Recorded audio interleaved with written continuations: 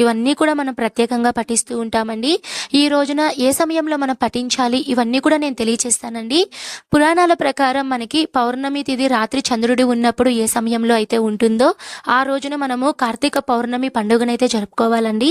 ఆ ప్రకారం మనకి 2024 సంవత్సరంలో కార్తీక పౌర్ణమి పండుగ ఎప్పుడు వచ్చిందో తెలియచేస్తానండి. దానికన్నా ముందుగా పౌర్ణమి తిథి వివరాలు వచ్చేసి స్వస్తి శ్రీ చాంద్రమానేన శ్రీ క్రోధినామ సంవత్సరం కార్తీక మాసం శరదృతువు దక్షిణాయనం పౌర్ణమి తిథి నవంబర్ 15వ తేదీ శుక్రవారం రోజున తెల్లవారుజామున 5:20 నుంచి నవంబర్ 16వ తేదీన శనివారం రోజున తెల్లవారుజామున 3:02 వరకు మనకి పౌర్ణమి తిథి అయితే ఉంటుందండి. అంటే దీని ప్రకారం మనకి 15వ తేదీన పూర్తిగా మనకి రాత్రి అంతా కూడా మనకి పౌర్ణమి తిథి ఉంది. కాబట్టి మనము 2024 సంవత్సరంలో కార్తీక పౌర్ణమి పండుగను నవంబర్ 15వ తేదీన శుక్రవారం రోజునైతే జరుపుకోవాలండి.